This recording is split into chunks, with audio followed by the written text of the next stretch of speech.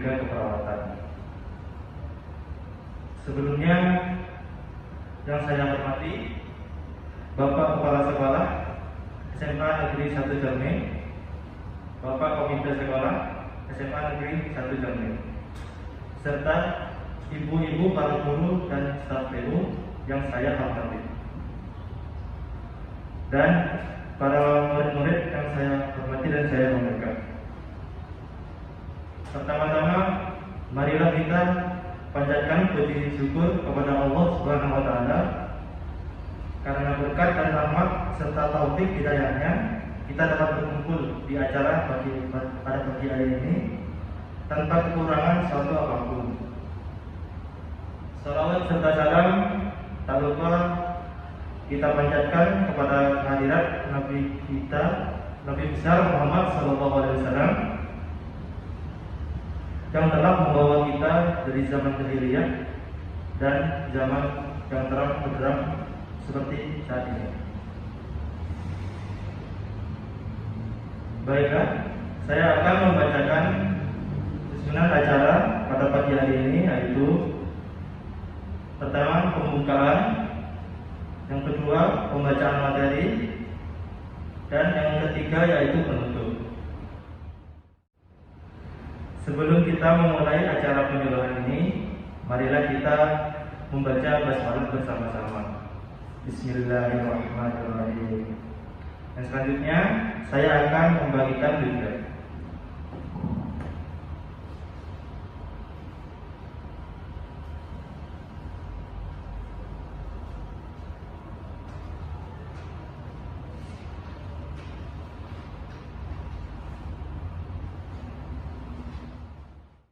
Berikut merupakan SAP tentang penyuluhan kanker paru-paru. Saya ke bawah.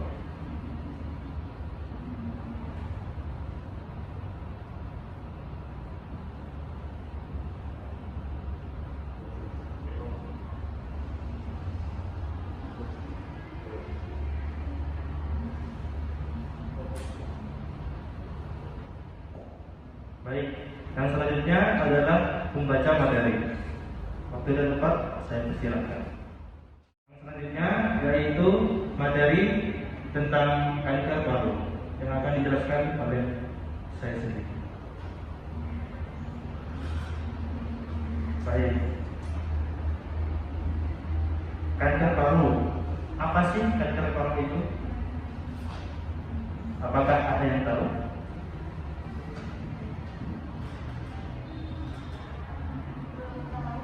Tahu ya? Ya, baik.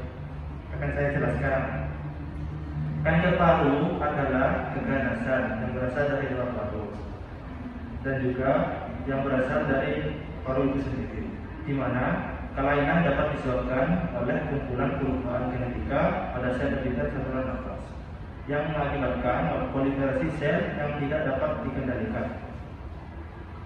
Kanker paru dibagi menjadi dua, yaitu kanker paru karsinoma sel kecil dan kanker paru karsinoma bukan sel kecil.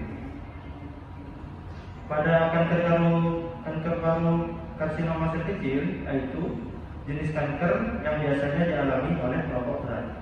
Bahkan jenis kanker ini lebih sedikit dibandingkan jenis lainnya. Namun jenis ini lebih cepat menyebar ke seluruh tubuh.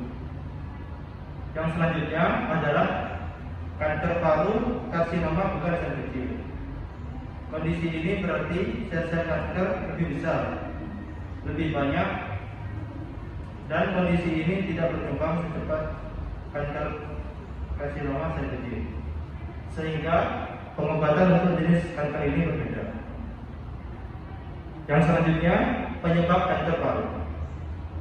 Seperti umumnya, kanker yang lain penyebabnya belum pasti.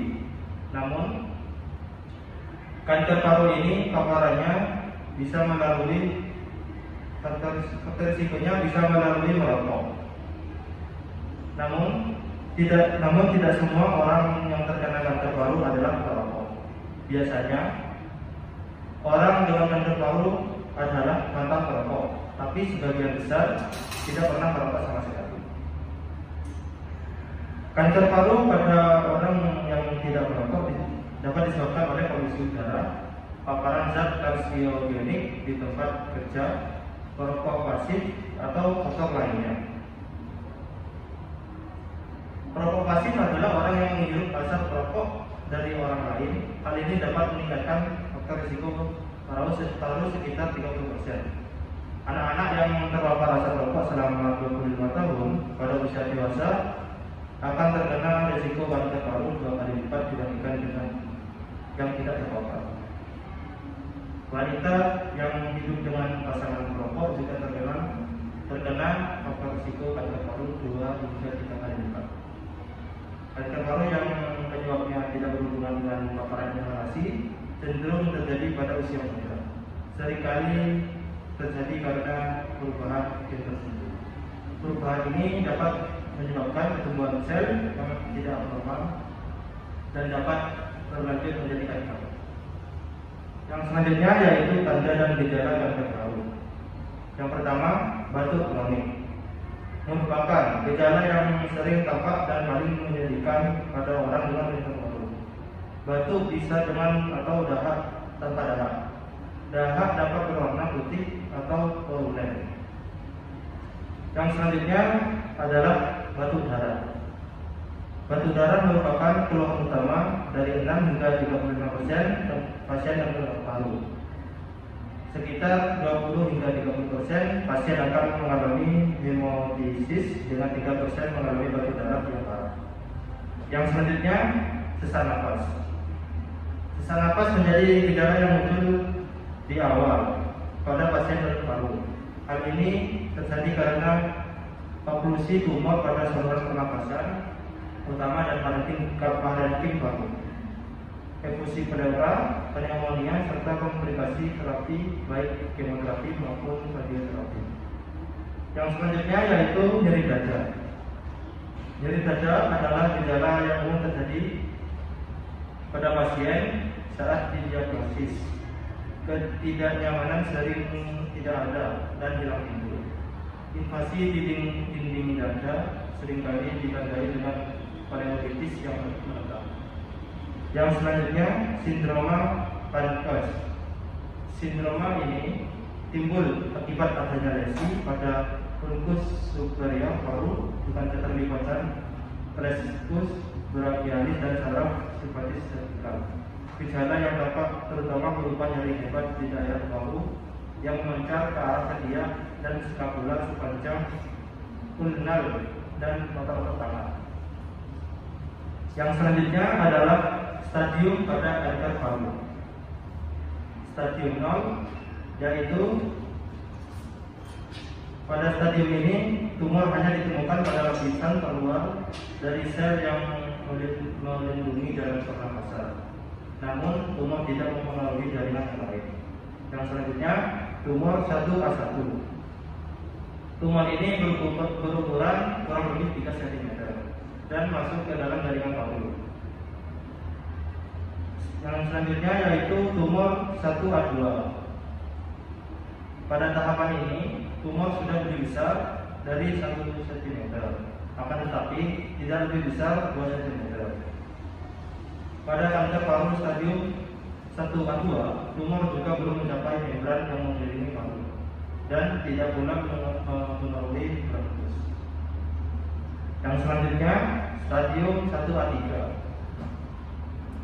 yaitu ukuran tumor sudah lebih dari 2 cm, tapi tidak lebih dari 3 cm.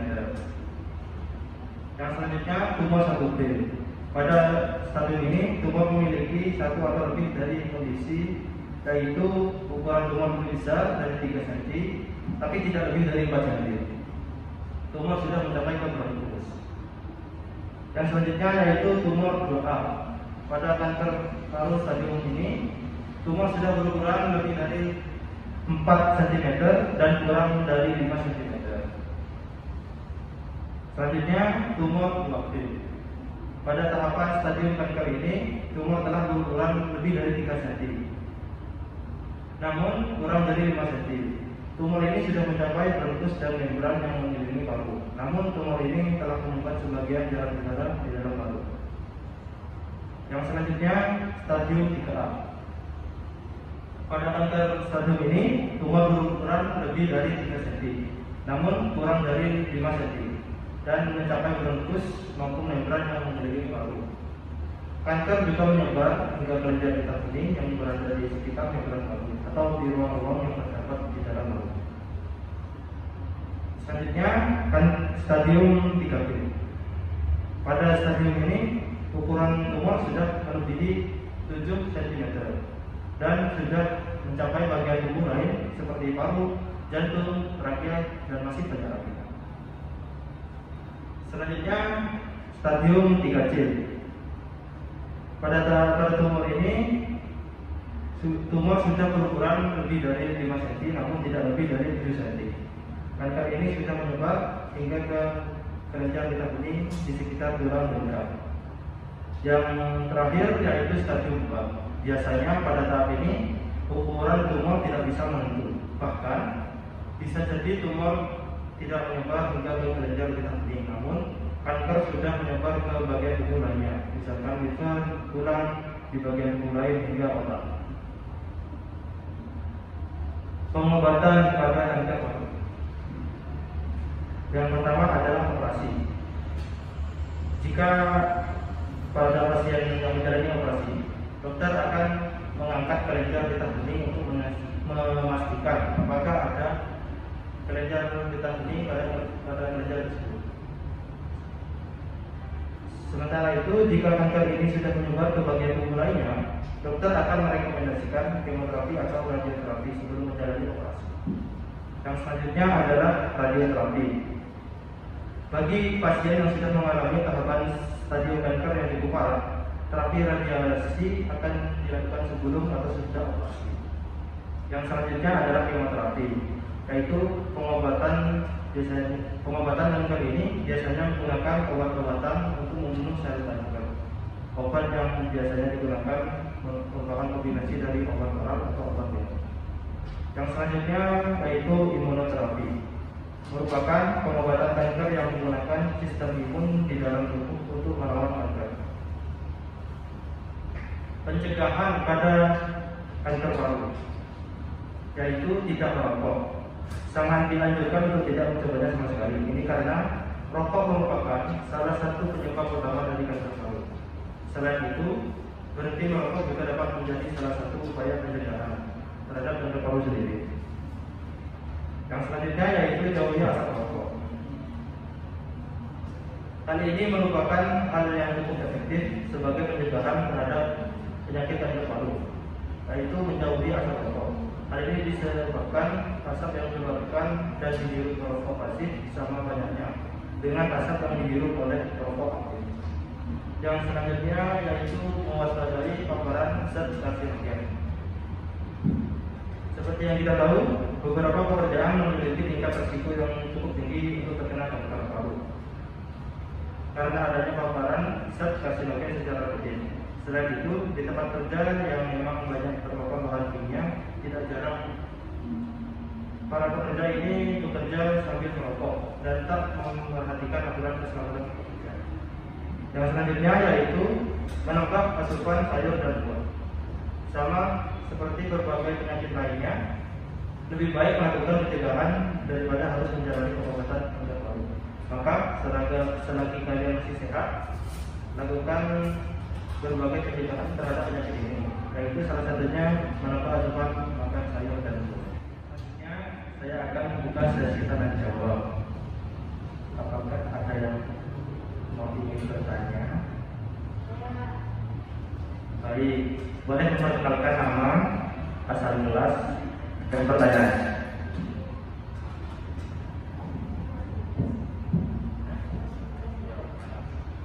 Baik. Sebelumnya perkenalkan, nama saya Inaya Hidayati, bisa dipanggil Inaya. Saya dari kelas 12 IPA 6. Di sini saya akan bertanya, apakah penyebab dari kanker paru tersebut? Baik, terima kasih pertanyaannya. Apakah ada lagi? Ya, bisa menyebutkan nama dan asal kelasnya. Perkenalkan, nama saya Prestasi dari kelas 12 IPA 1. Pertanyaan saya, Dari pengobatan lakukan yang sudah dijelaskan dapat kemoterapi. Apakah kemoterapi efektif untuk mengobati kanker paru? Terima kasih. Ya, baik. Apakah ada yang mau bertanya lagi? Ya, silakan. Berikan nama. Ya, perkenalkan saya Ana. Saya ingin bertanya, kan tadi itu dijelaskan itu karsinogen. Nah, pertanyaan saya itu yang dimaksud dengan paparan karsinogen itu apa ya? Itu saja. Terima kasih. Baik, terima kasih. Akan saya tampung dulu pertanyaannya. Baik, saya akan menjawab pertanyaan dari Pak Silva, yaitu pengobatan kanker paru yaitu kemoterapi ya. Apakah efektif untuk mengobati kanker paru tersebut? Baik, untuk efektif atau tidaknya itu ya efektif ya. Cuma maksudnya untuk kesembuhannya itu belum tentu.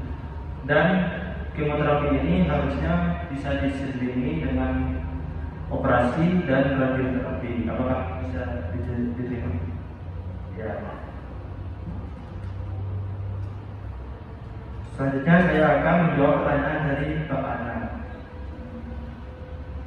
Apa sih paparan zat karsinogen itu? Zat karsinogen itu merupakan gini.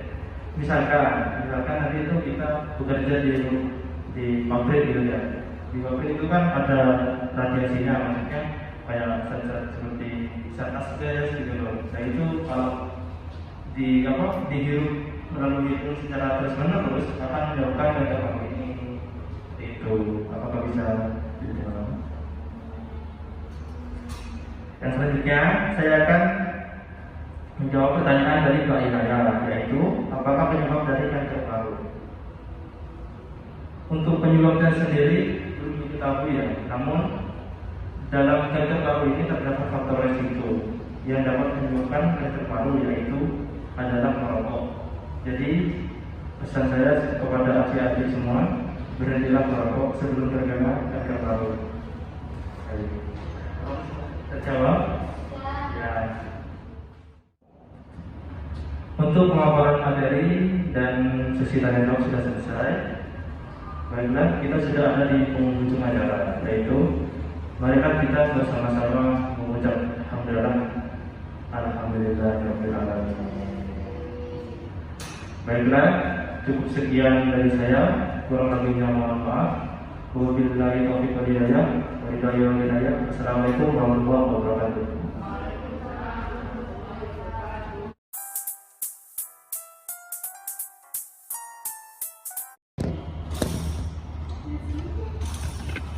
Nah, kita lah.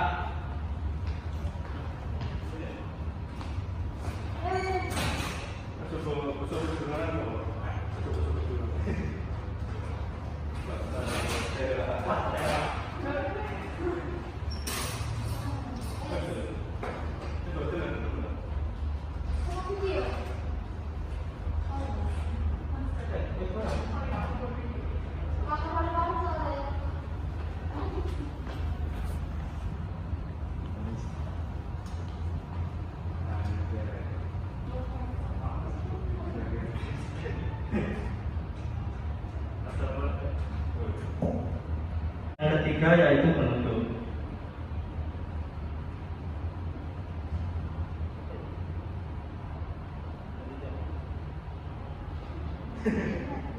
Oh iya, enggak ngomong loh.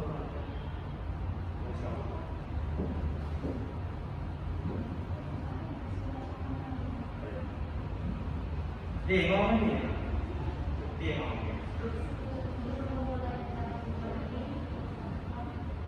Waktu dan tempat saya persilakan.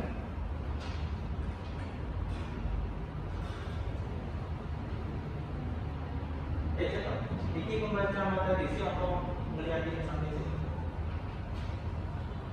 Sampai sini.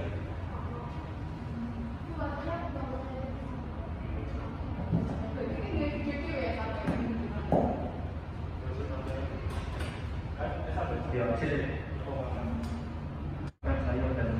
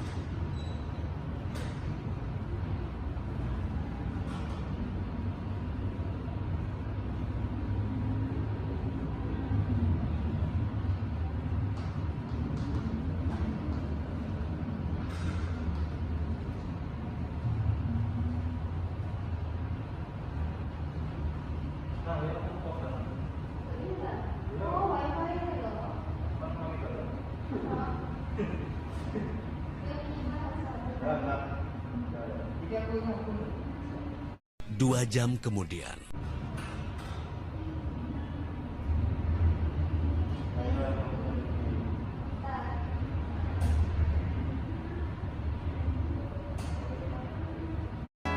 Saking lamanya, narator yang lama menjadi lelah karena menunggu mereka mengganti narator yang baru.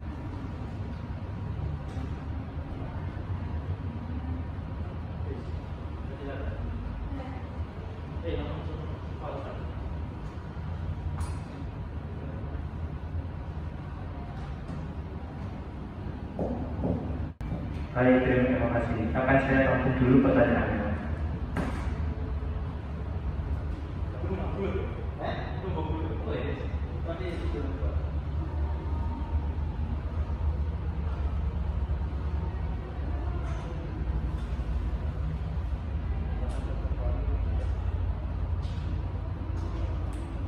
Semua berhentilah merokok sebelum terkena kanker paru. Terjawab? Ya.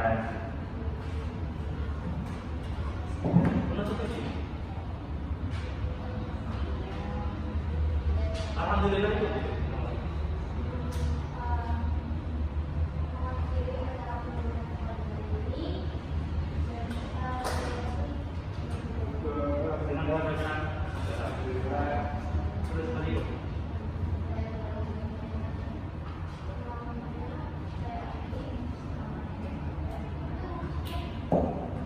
Assalamualaikum warahmatullahi wabarakatuh.